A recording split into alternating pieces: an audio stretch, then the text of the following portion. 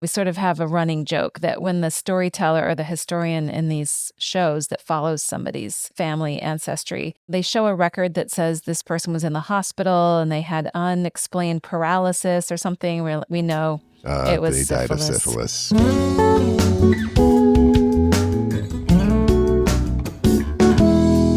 Welcome to With You Podcast, where we explore relationships and life transitions. I'm David. And I'm Tara. And today we're going to talk about one of our favorite things, family. I was going to say, what is that? Yeah, and this time we're going, family, right? You've heard about our family before, but this time we're going way back. Yeah, it's going to be you, me, and the family tree. Way back in the family tree.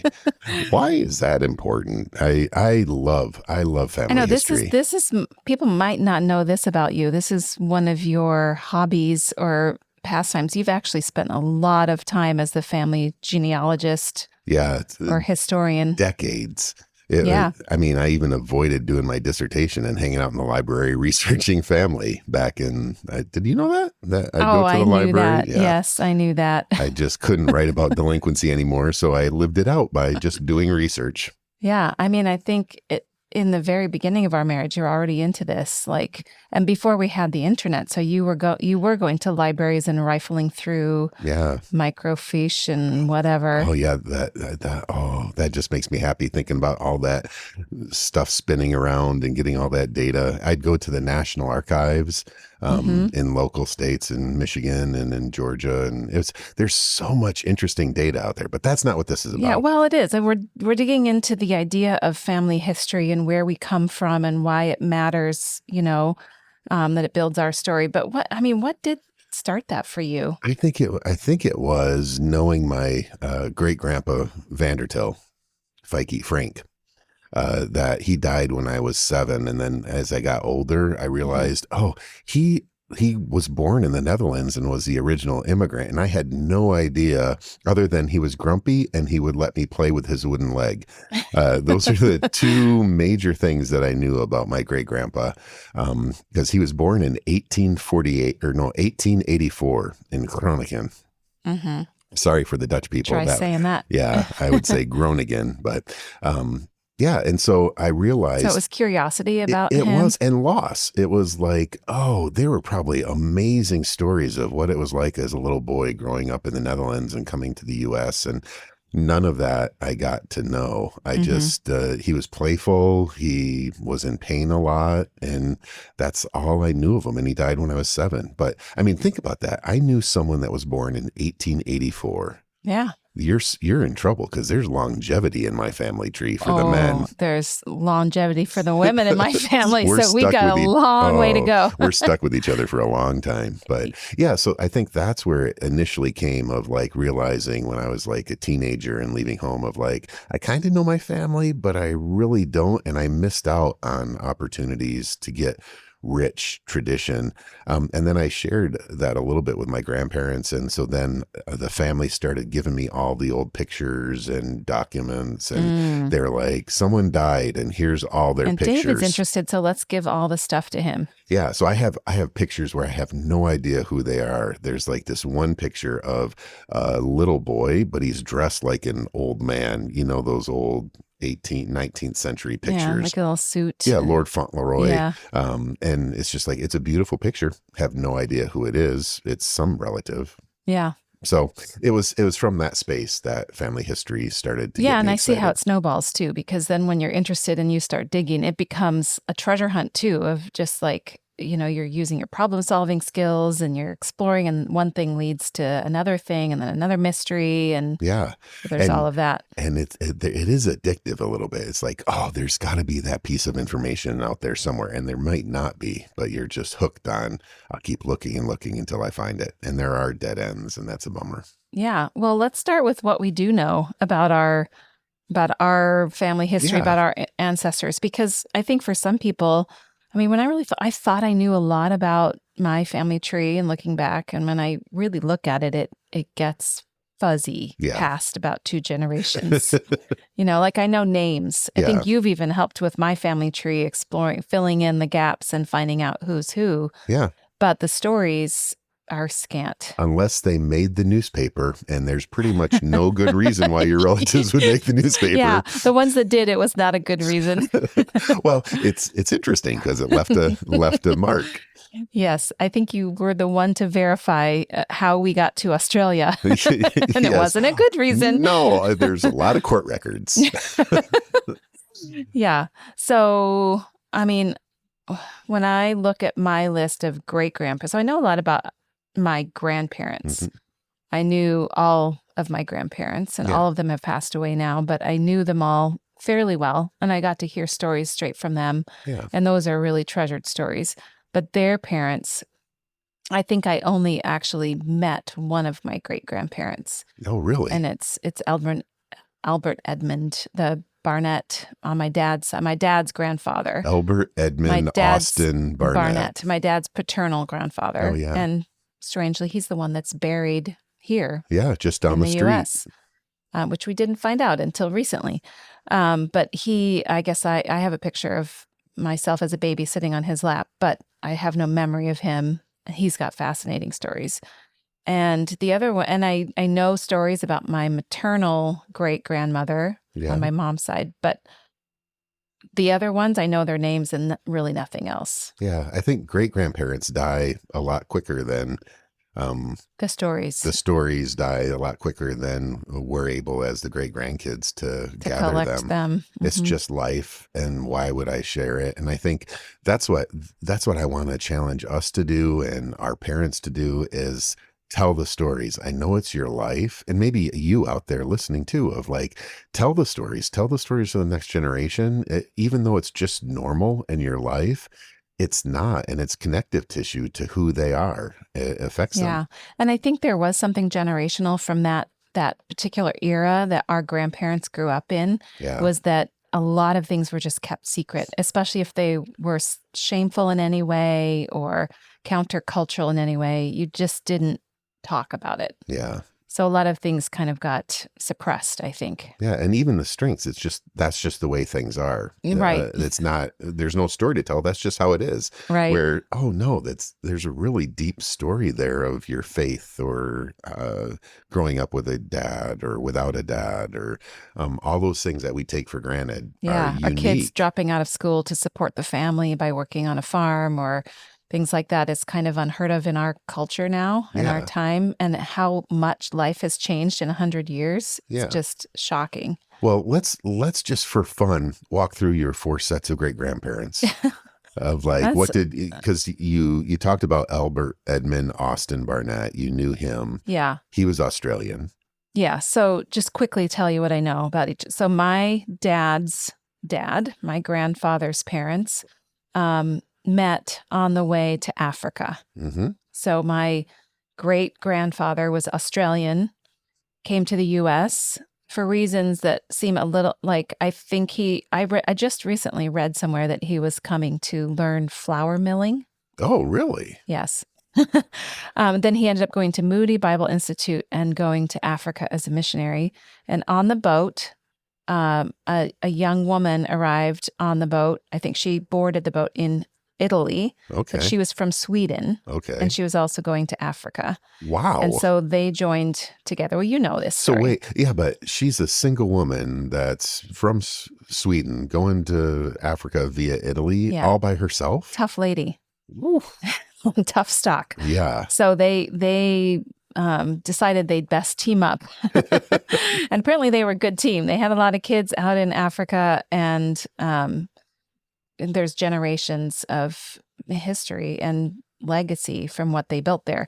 So I know a lot about that story because that was passed down through my grandfather and my dad. My grandmother, I know a little bit about her. Well, really nothing about her father. So my great grandfather on my paternal grandmother's side, if anybody's following, good for you. I really don't know anything about him. I guess he was an attorney, says in the family history books. And her mother, my great-grandmother, was born in what was then called Persia. Yeah. And they got married there. So, my grandmother was born in Persia. They got married there. Yeah. Okay, so there's not much to tell about that. Then on my maternal side, Yeah. my maternal grandfather, his parents, I really don't know much, except that I think that's not the family where we got one of the names we gave our kids from. I don't know much about them. I know that there was a lot of farming involved in that side of the family. They were Mhm. farmers and had a lot of land in Australia. And my grandfather was a really tough guy who Yeah. had a lot of skills, could do a lot of cool things. And he sheared sheep for a living for a while and became a minister. He worked in travel, but he was very competent with farm work. Yeah, my favorite story is during World War II, where there was a petrol shortage. And so Hmm. he converted his truck from burning petrol to burning wood and being able to drive around with basically a steam engine In that a car. was in a car, in a truck. It's like, how do you do? I can't even Yeah. figure out where to put the petrol into our car. I know. He was really inventive and Australia's full of a lot of poisonous and dangerous animals. And I Yeah. remember being on a picnic with him once and he told us all to sit still. We didn't know why, but we listened to him. And we sat still and he reached down behind. There was a snake coming up under our picnic table and he grabbed it by the head and whipped it, like Ooh. snapped it like a whip and killed it. And then he said, "Oh, I hate snakes." He was a really cool guy. And I met him later in life, and he tried to teach me how to change my baseball swing into a proper cricket swing. Yeah, he was teaching you cricket, Yeah, it the didn't go well. gentleman's game. He had patience of a saint, and it was just not great. Yeah, I'm glad you got to meet him. And then on my Moms. mom's parents, that's another one of the stories that I know more about, which was also one of the big family secrets. So her Ooh, parents, I don't know much about my great grandfather on that side, but my great grandmother on that side was from Scotland, and she was the child of a how do I say this? It was a plantation yeah, owner. her mother was basically taken into like a servant Yeah, into a plantation household and became pregnant by the owner of that plantation. plantation. Yeah. But she was the spiritual mentor for my mom, like really just a change maker. By all accounts, a really cheerful, lovely, wonderful, God-fearing lady who Mm, made a big difference in my mom's spiritual life and also our Scottish roots, which we've explored too, and is really fun. yeah. So you have this rich Australian but global kind of background, and it's Yeah. it's fun to hear. I want to drill down a little bit in the stories, but we're going to get to that. I'll kind of do my eight great Yeah. And grandparents beyond quick. those, I'd say I know absolutely nothing Oh, beyond the great I grandparents. I know some I things. know you've done the research, literally. It's fun. I like to see, and there's just patterns. You see patterns when you start to do the long-term Yeah. research, patterns in terms of movement, in terms of affluence or losing money, of struggle. And I really think the reason why family therapy and family history are so important to me is that those roots really shape us. They feed into us. It's not a direct kind of causal, Yeah. but a lot of those stories and a lot of those traits stay with us. We could talk about epigenetics, but I'm just more even thinking about lessons in language. The way we talk about things Hmm. stays the same. So my folks, like three-quarters of yours are Australian, three-quarters of mine are Dutch. Hmm. And so my dad's family, the Van Dyke family, came from the Netherlands, and I didn't know either of the grandparents. They died in the 1950s, but I heard stories about them, and my paternal great grandfather, his name was Martin, and the pictures I have with him, he's always smoking and farming. He was a farmer. He grew sunflowers as high as 2 stories, and worked in a tannery, and just all these interesting things. And kind of the main story was he was a hard worker, and yet he was loving to his wife. And he died of a heart attack walking home from work when he was 78. He was still working in the tannery, walking home, had a heart attack, and was just like, oh, that felt weird. And he went home and he was like feeling weak. He didn't go to work the next couple of days, and then he died. And it kind of is the way we deal with health care. So it's interesting to see Yeah. see that pattern of like, oh, I think that's fine. Oh, I guess that's not. And he married someone named Tilcha Brower, but they always called her Nellie. And you knew more of the women on your side. I know more of the men. The women were kind of supportive, caring, nurturing, but the men's stories were the ones that were passed down for me. And I just wonder if that's because of our gender. Like you heard the women's story, I heard the men's story. I don't know. Yeah, I don't know. And then the Vandertil side. So Frank, we talked about my grandpa that came over from the Netherlands. And it's interesting, these two families, the Van Dykes and Vandertils, in the Netherlands, they lived only a kilometer apart. So basically from where our house is to Wheaton College is the villages that they grew up. My parents' grandparents grew up in, and my parents met in Michigan, but it's the people immigrated and stayed in the same place. So the Vandertils were carpenters. Both my grandfathers only had eighth grade education. Education wasn't important. It was working the land and mechanical, like your granddad, of dealing with cars and dealing with machinery. And then my grandmother's side, I didn't know them all that well.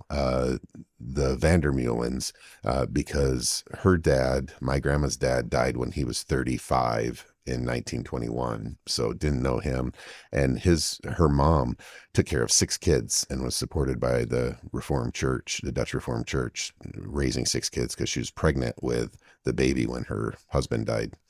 And then the Benedict and Wellman side came to the U.S. in 1636 or 35, and have been a long time. That's where all the Civil War, the Revolutionary War, all those people are in my ancestry. So I know the stories, but I don't, like you, I don't know the people. I just know the things that kind of stuck. And I'm curious of like, how do stories get retold? Like the stories you know and the stories I know, we only know them because it's the stories that are repeated. And kind of in your family, what are the stories that kind of are repeated? Because mine are, and I think yours are the same, about faith, about hard work. And it's curious to me because that's the only selection. When I do the research, I saw, oh, my grandpa Frank also had a lot of driving tickets. He made the newspaper in terms of he liked cars and he liked to drive them fast. That was not a story that was shared to me as a 16-year-old learning to drive a car. It was hard work. It was faith. It was kind of the positive stories. Yeah. Well, I'm sure that the negative stories are passed along too in a lot of families. Like that's where a lot of people's like family trauma comes from. No, that's when true. bad things happen in a family and those stories get retold. Well, I guess that's the case in my family with Kim's death and my sister. That is a seminal part of the family. So that's what you kind of have your identity around. Yeah. But for my family, the things that got retold mostly, if I just think very quickly, are the stories of a big change. You know, there was a lot of movement across oceans and things. And so the movement, the big exploration, the big doing something risky, the God being there. My grandmother told me stories like that of, times they had no money left and they didn't know what was going to happen next. And they would pray very specifically for a certain amount of money that they needed to pay a bill or something. And they would get exactly that much money from a sale or from a gift from somebody. And like stories that are kind of like those, in the Bible, how there's the stones of remembrance in the Old Testament that you build to remember what God did for you. And those stories were kind of like that for me. She would say it was clear that God answered this prayer very specifically to kind of shore up their faith.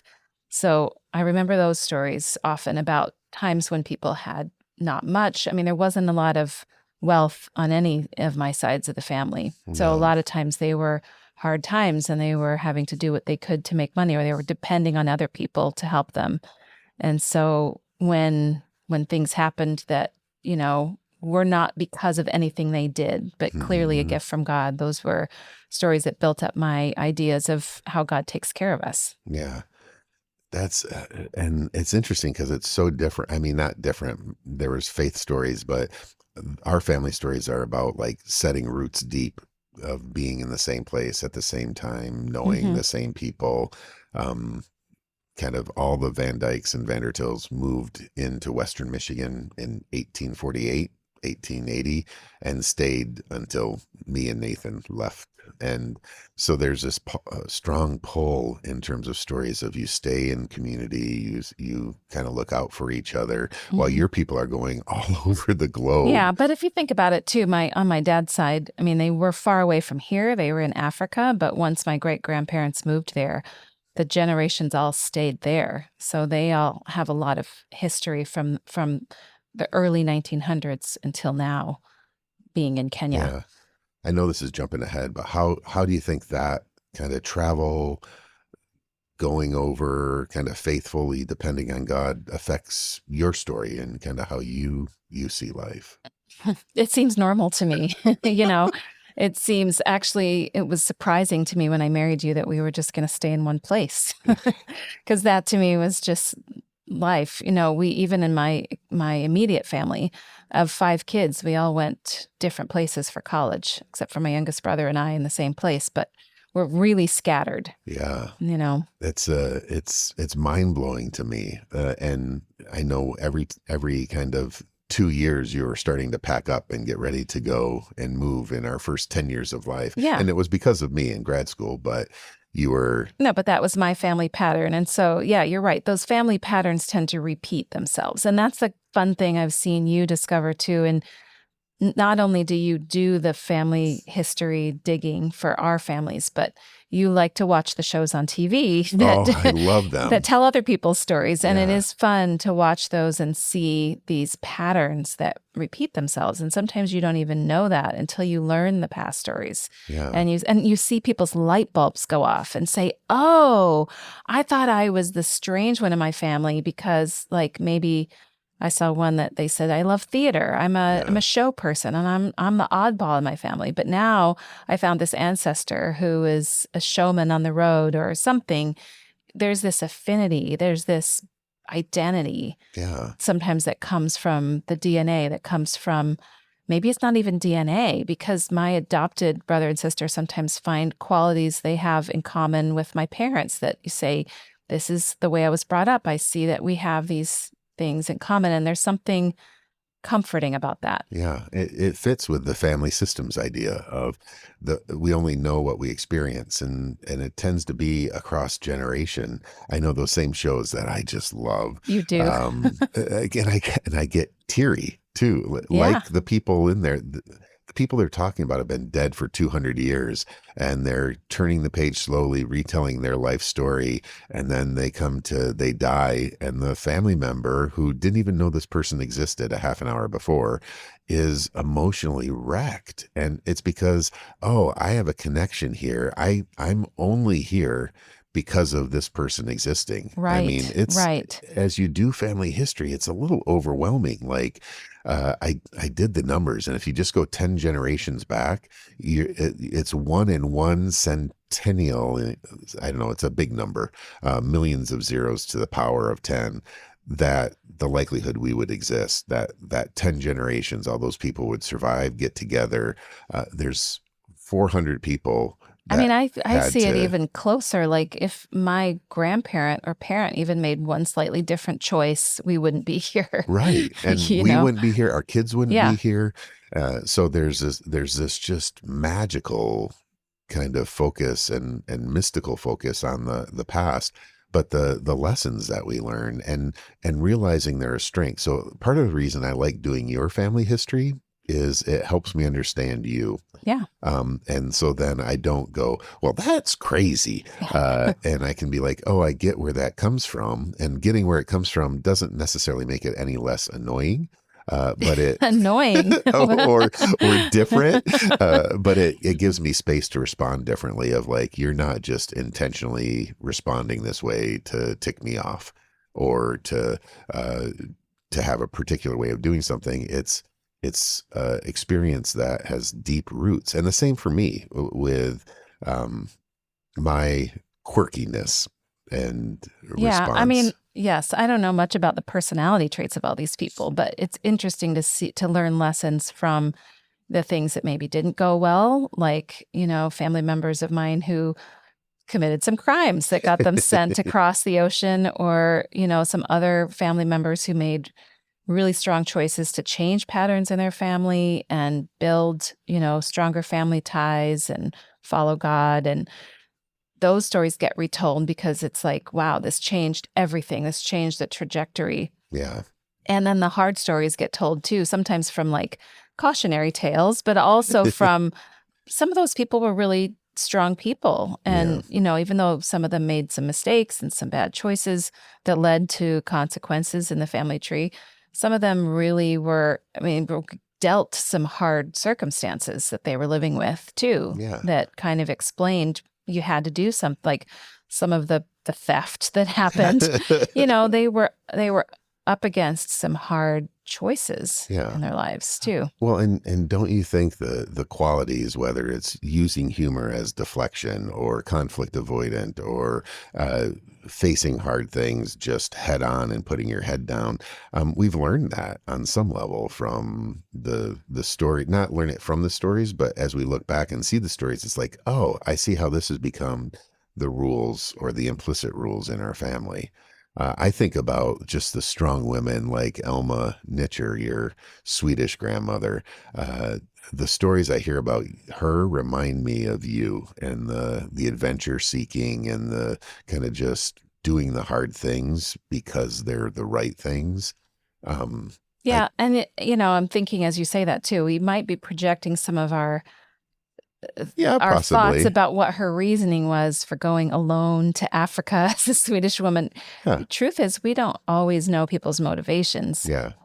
We know the result of it. We know who she was. She had to be a very strong woman. This was 1909 or something like Earlier, I think. earlier, very, Yeah, very early 1900s that they arrived in Africa. And, um, you know, it ox was not carts. easy. Yeah, I can't even imagine. Yeah, especially as a woman, she was wearing the long skirts and the whole deal and had to be very much a pioneer woman and having her children out there without much help or who knows. Yeah, they had to be tough, or they had to have a very strong motivation for why that was so important to them. Yeah. And you can find, I don't think that's a problem of us projecting on a little bit. I think you're right. We have to be careful. But you can see the effects of or her abilities and kind of resonate of like, oh, that's my people, both the good and the bad. I think about that of at times there's conflict avoidance that I see living in a tight community. You try to navigate things all the time. And so, you just don't attend to certain things because everybody is in everybody else's business and I find that pull sometimes and I realize, oh, it comes from generations of living in close community and having to navigate that. There's no escape. uh, Yeah. Growing up I saw that I could do adventurous things on the weekend and my parents would know before I got home Hmm. because everybody was relative Yes. and would So share. what does your family history story mean to your story? Yeah, I think it gives me a sense of identity. To I talk a lot about my Dutch heritage, but it's really connecting to those people of their willingness to work hard, their curiosity. The only thing that's weird for me is my family, except for a few of my great grandmothers, was not an education family. Yeah. It was really a labor, carpentry, read the Bible, but don't read any other books really, except for my grandpa Vandertil and my grandma Van Dyke. Um, that was just not something that was important. And so becoming an academic really weird because reading wasn't like this path isn't anything in my family story necessarily. Yeah, Um, before your generation, I'd say there's a yeah, more difference now. as yeah. But looking back of the characteristics or attribute of hard work and those type of Hmm. things were really instilled even like when I was 9 working with my grandpa on a carpentry site. He was a general contractor and I caused more work for him. I put hammers through drywall and he was very patient. But his teaching method was I will answer any of your questions. You can ask as many times as you want, but once you say you understand, I will never talk about this again with you. I was like a cocky 9-year old and I'm like, I got it. And then I was like, I don't got it. And he's like, you said you understood. So you got to figure it out on your own now, David. You Um, think that that has an effect on your I teaching I do style? I do because I like if you say you got it, then it's just like we're moving on. And it was really it dawned on me a little I while think you ago. just had that moment of Yeah, understanding. yeah, because I'm also like, yeah, I want you to be creative and do if you say you know, then do it and show me. And there's not a lot of feedback to it, and people don't like that. They want to be spoon fed. And that wasn't how my grandpa taught me. And I guess that kind of goes into my pedagogy. Yeah. Do you think for some people it makes them feel more so? Because I think we're both saying we've drawn on some of the good lessons we've learned from our family stories, the strengths, the, ethics for hard work, those Yeah. things. Do you think some people might feel the opposite and feel kind of stuck with some bad patterns or feel like it's impossible to change? Yeah, I see that. I see that in my private practice of like, oh, we're stuck. Like I never got told I love you by a parent, and so then I don't have a sense of value. And I think it's not a direct correlation, but it's like, oh yeah, that's something you want. How do you build that into what you do or what you ask for in relationship? It's information more than like family history is information more than direct causal Hmm. trajectory. I don't know how to say that in an Yeah, I know what you're interesting way. saying, like a trajectory where you're kind of you're in this path and there's no diverting Yeah, you're because it's screwed. created for you. And I think there is a sense of that. Some people getting their identity saying, this is my family's always like this. Like it's just kind of there's no way to break out of it. It's Yeah. just always been done that way for generations. Or, the men have always XYZ or the women have always done this. And so for me, it's kind of freeing to see there have been some outliers in my family where the story has been repeated, certain mistakes or certain just patterns. And then somebody comes and says, I'm going to do something completely different. Yeah. And they really change their trajectory. And it's not always in a positive way, but the ones I'm thinking of are in a really positive way because they saw what they saw with the patterns and it wasn't for them. Yeah. And they maybe took some of the things that they learned that were strengths and built on those, but also went a different direction.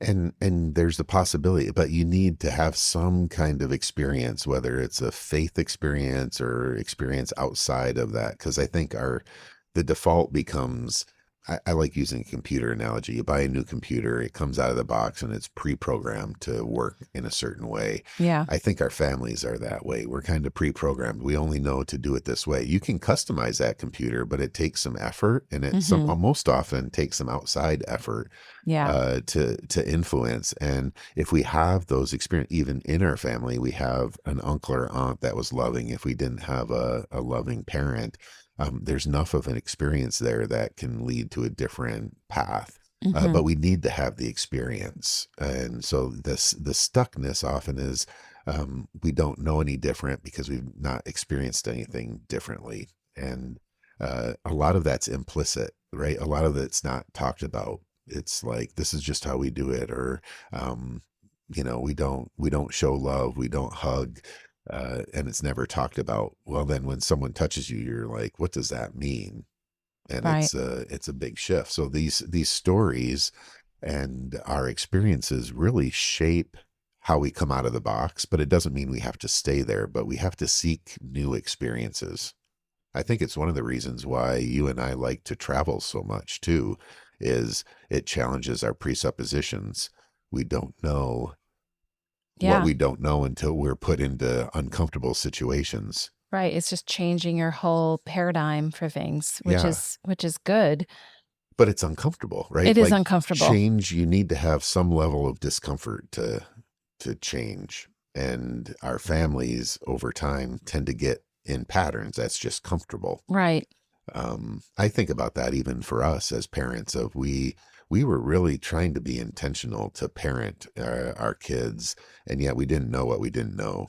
Right. You can't really see outside of that. No. So, what would you say to other people about seeking their family tree or being curious about going farther into their family history? What's helpful about it, and how do you even start? Yeah, I think starting is uh, one of two ways. And the first is they're both interviews. You start with talking to people, talk Yeah. to your parents and talk to the grandparents. Who's the oldest family member alive? Talk to that person. The other person to talk to is the family member everybody's kind of not talking with because they have all the scoop. Yeah. So I give an assignment in my class to do a genogram, which is basically a family history, but it looks at emotional process of how do you do cutoffs or do really too tight connection or conflict. And usually it's the person that's the troublemaker in the family is the one that gives you all the best information. So I like talking to uh, aunts and uncles that are troublemakers Yes. because they're Maybe they have helpful. that label. Yeah, because they see the patterns They and see. push against them a Mm. little bit.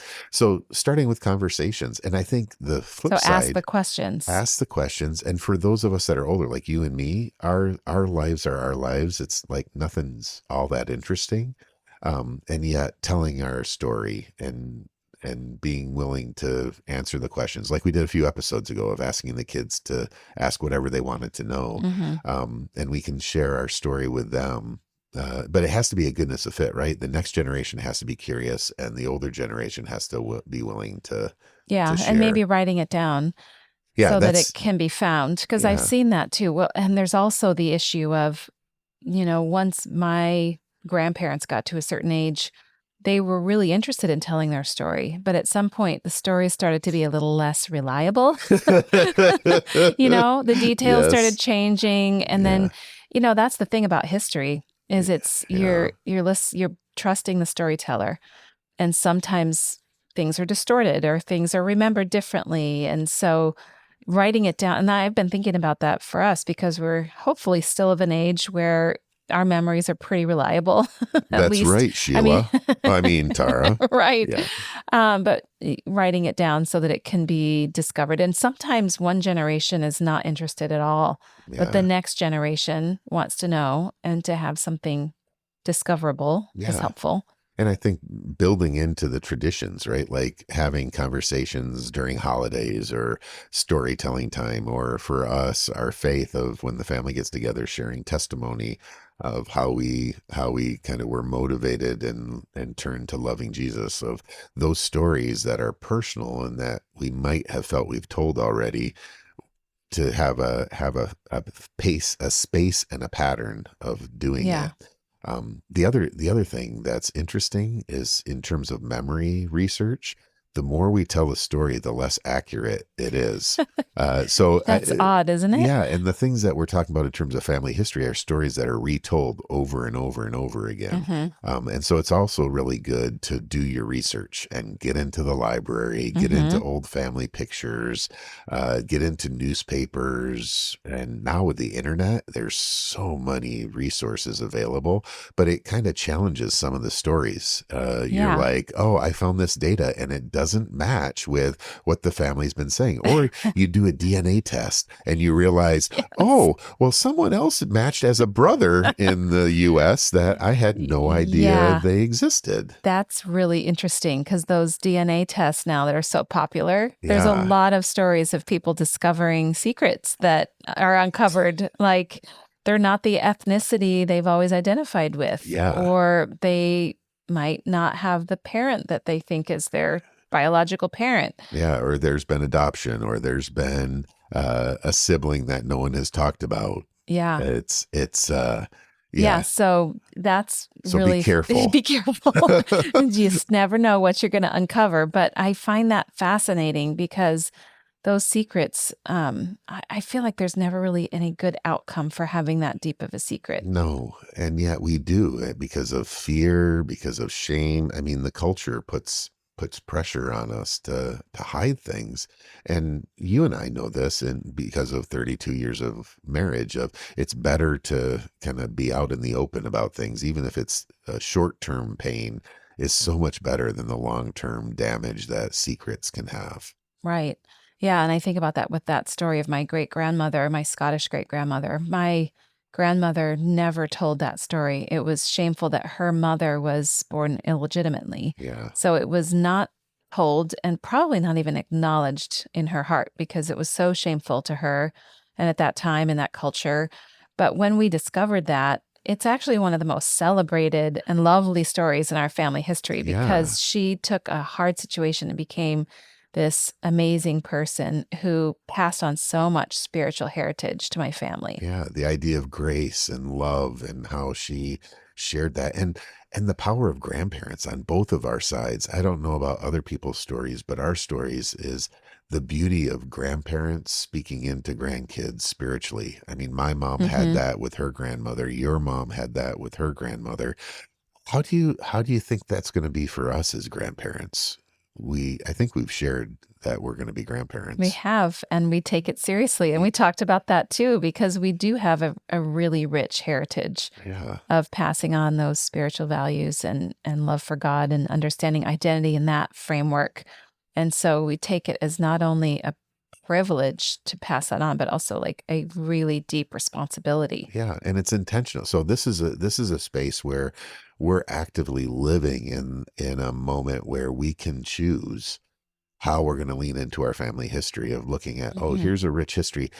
What does that look like for us? And as we tell this next part of the story of like what your father did for our kids in terms of kind of dedication and praying over them, I want to continue on. And so it's a choice of, oh, here's something that we can give to the next generation. Right. So I think that's kind of the overarching value that we take from understanding your family history beyond just the being part of this history and where the places you came from and the stories and the people that affect who we are and all of that, but also the ability to take that information and say, this is really cool and I acknowledge that it's been part of what's built me, but I don't have to take this as all of this as my own to carry forward. I Yeah. can kind of look at what's brought me here and then choose what I want to carry forward. Yeah. And as you said, there's a default mode that kind of is our set point Hmm. that we kind of defer to, but we also have a lot of choice in what we want to cling to and the Yeah. parts that we want to carry forward and the parts that we want to do completely differently. Yeah, and I think being curious, exposing yourself to other things. You and I talk about writing stories, like our marriage is a story that we're writing of, yes, the things that have come before have put us on a trajectory, but we know that and we can tell this part of the story differently, but it takes a lot of effort. And I think our family histories can, both the good and the bad. Watching those TV shows, I always am looking for who in our family died of syphilis.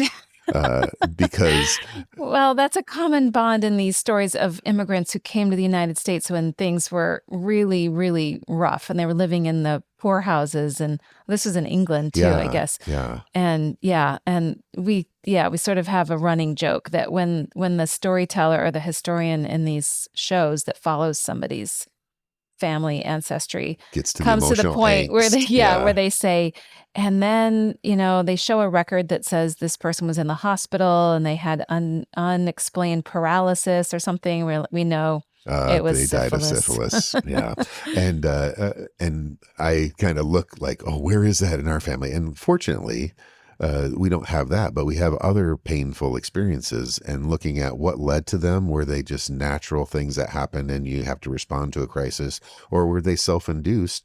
How do we tell the story differently, moving forward, and realizing what we're doing now is part of a bigger story generations on. And I think as I get older, I think about that. Like, why is a family story so important?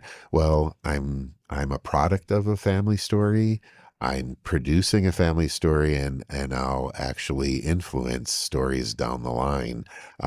It's kind of exciting then. The choices we make now matter in ways when it's contextualized in this bigger family tree story. I like to think I'm the fruit, but I think I'm just part of the bark.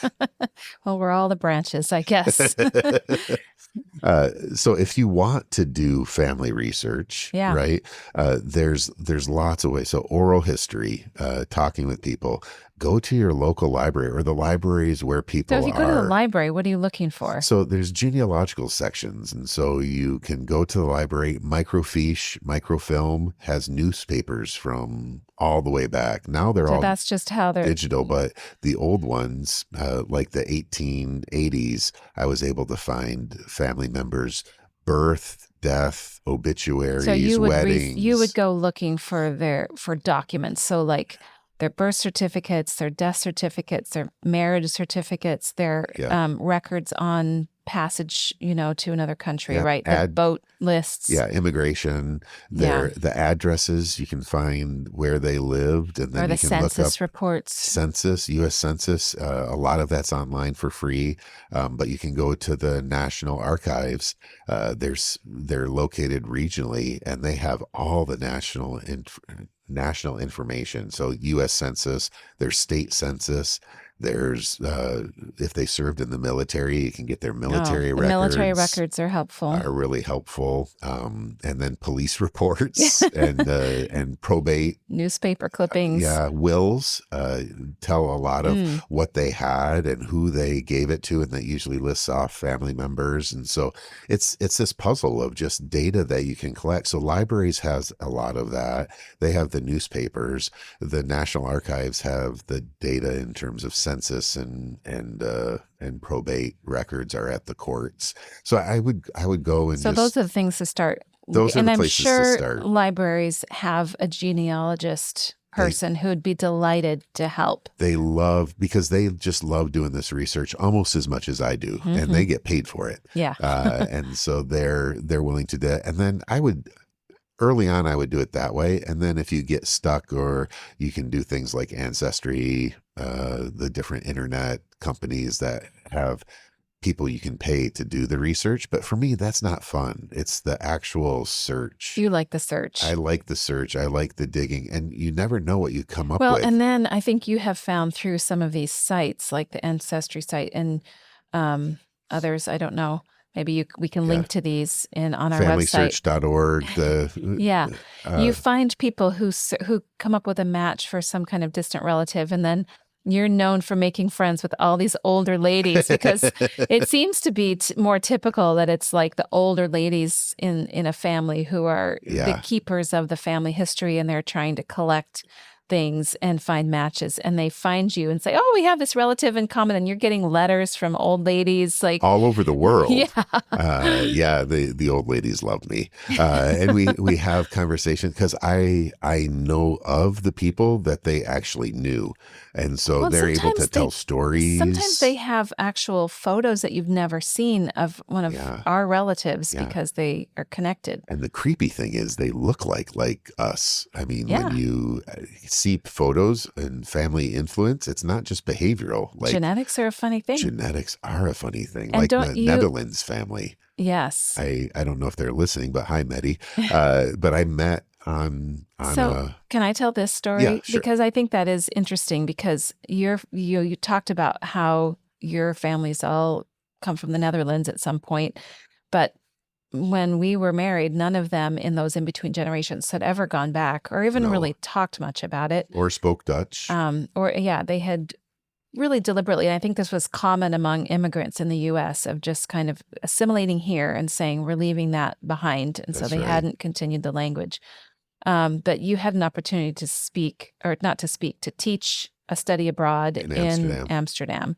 And so you decided to do some more research into the family tree of living relatives who were still in the Netherlands. Yeah. And there had been no contact or any knowledge of this branch of the family. No. But you found them connected with them and said, "Hey, I'm your American relative. We're going to be in the Netherlands. Could we come and see you?" Thinking people would be like, "What on earth? Who Yeah, cares? creepy Who Americans. cares about you?" And instead, you got a very warm welcome. And they said, "We can't wait to meet you. We're going to pull up all of our family pictures and family tree, proving how we're all connected." And so we arrived in Groningen. Yeah.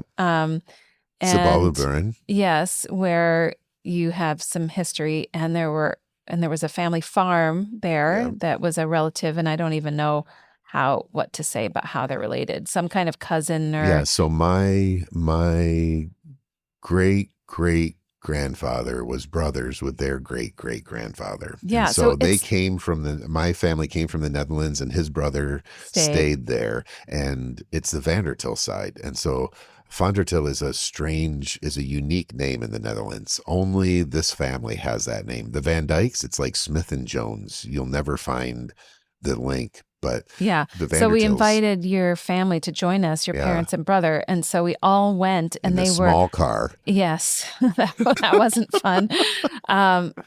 And we went to this town, and they had invited everyone who was connected, and there were, I forget how many people, but they were prepared. They had prepared a feast for us.